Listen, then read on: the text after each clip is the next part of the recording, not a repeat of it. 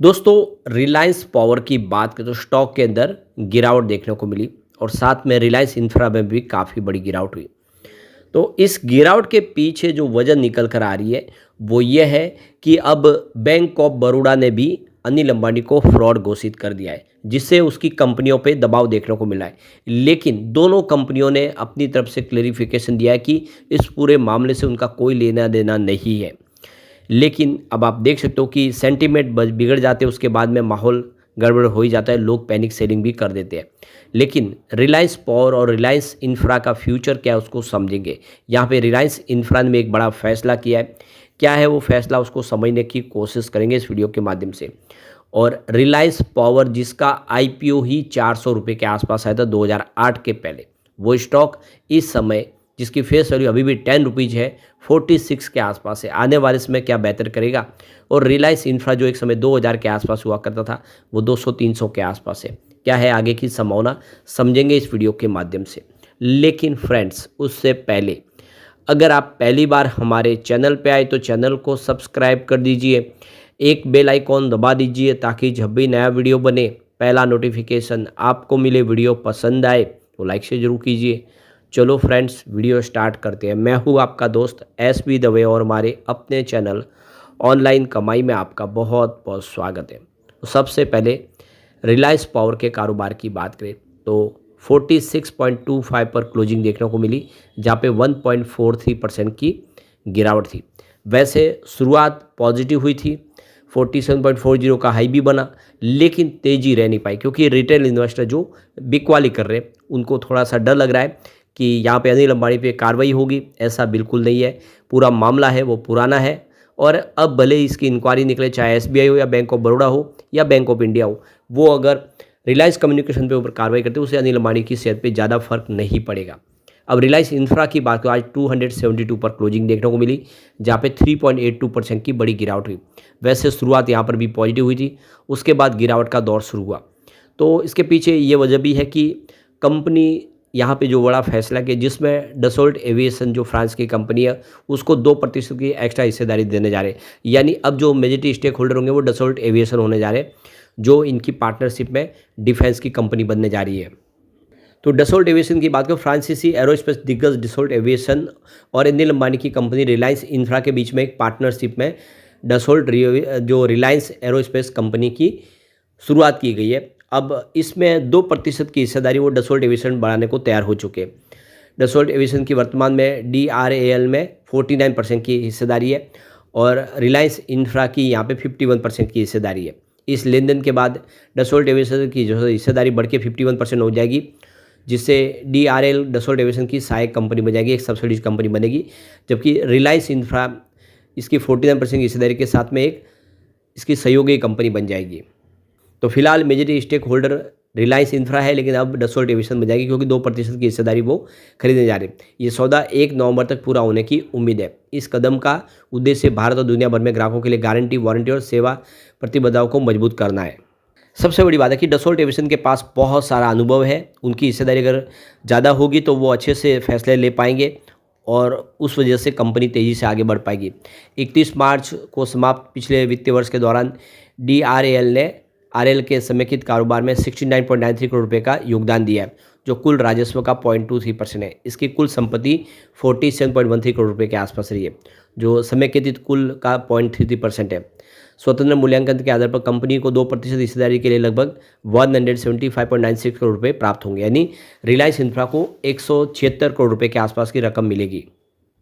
तो फाइनेंशियल एक्सप्रेस.com के साथ में साझा किए एक श्वेत पत्र के अनुसार यह हिस्सेदारी वृद्धि डसोल्ट एविएशन द्वारा अपने फाल्कन विमानों के लिए DRAL को एक COE के रूप से नामित करने के निर्णय के बाद हुई है। कंपनी की योजना फाल्कन जेट विमानों के लिए फ्रांस के बाहर अपनी पहली final assembly line FAL Maharashtra के नागपुर में मिहान स्थित DRAL में स्थापित करने की, यानी कंपनी अब इंडिया में भी फाल्कन विमानों का निर्माण करेगी और बड़ी तैयारी कर ली है इंडिया के अंदर अब डिफेंस के प्रोडक्ट बनाने के लिए। देख लो कि डसोल्ट एविएशन ने फाल्कन श्रृंखला दुनिया भर में सबसे सफल बिजनेस एग्जीक्यूटिव के जेट विमानों में से एक है। 30 जून तक डसोल्ट एविएशन के पास 75 विमानों का बैकलॉग था, जो इसकी मजबूत मांग को दर्शाता है। डसोल्ट एविएशन का इस समय बाज़ार का जो पूंजीकरण 2 लाख करोड़ रुपए से अधिक है। उनके पास 80,000 करोड़ से अधिक के नकद भंडार है, जो इसकी मजबूत वित्तीय स्थिति को दर्शाता है। तो कुल मिला के फैसला अच्छा है। आने वाले समय इससे एक बड़ी रकम मिलेगी, जिसका इस्तेमाल रिलायंस इंफ्रा अपने बिजनेस को आगे बढ़ाने में कर पाएगी। अब यहाँ पे अगर हम इसके मार्केट कैप की बात करें रिलायंस इंफ्रा की, तो 11,022 करोड़ के आसपास है। करंट प्राइस की 273 की है, लो 198 के आसपास है, जबकि हाई 425 का। फिलहाल स्टॉक अपने 52 के लो और हाई के बीच में लगभग है। स्टॉक का पी 2.47 का, जो बहुत ही कम है। बुक वैल्यू इसकी 364 की है। तो ये गौर करने वाली बात है कि स्टॉक अपने बुक वैल्यू से अभी भी बहुत नीचे है।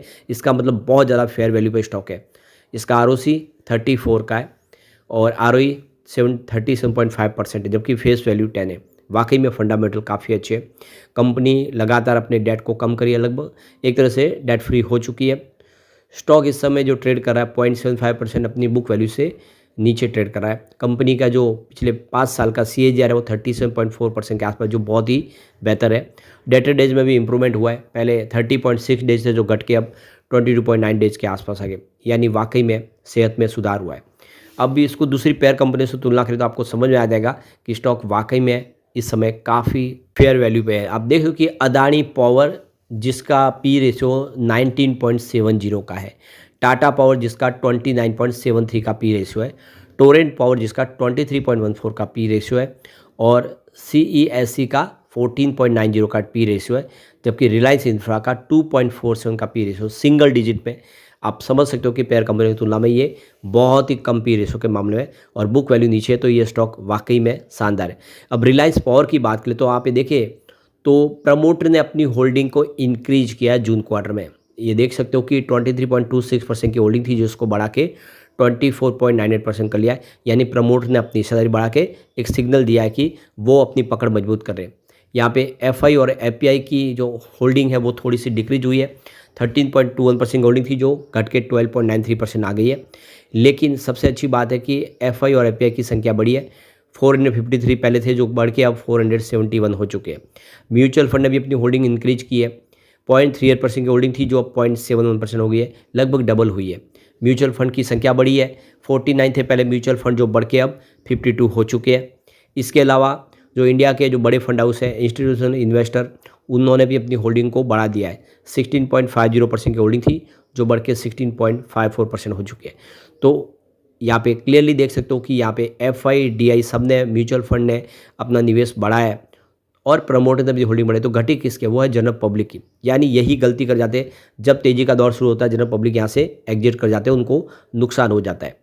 अब पिछले 10 सालों की इसकी परफॉर्मेंस देखें तो सेल्स ग्रोथ 10 ईयर के हिसाब से 1% था, 5 ईयर के हिसाब से 0% था, 3 ईयर के हिसाब से भी देखें तो 0% था। लेकिन इस TTM -6% है, सेल्स ग्रोथ में कमी आई है थोड़ी। लेकिन प्रॉफिट ग्रोथ की बात तो 5 ईयर के हिसाब से 8% था, जो 3 ईयर के हिसाब से बढ़ के 23% तक पहुँच गया, जबकि इस TTM 99% है। यानी प्रॉफिट ग्रोथ में भारी उछाल देखने को मिला है। अब स्टॉक की प्राइस CAGR के हिसाब से देखें तो 10 ईयर के हिसाब से आपको 2% दिखाई देगी।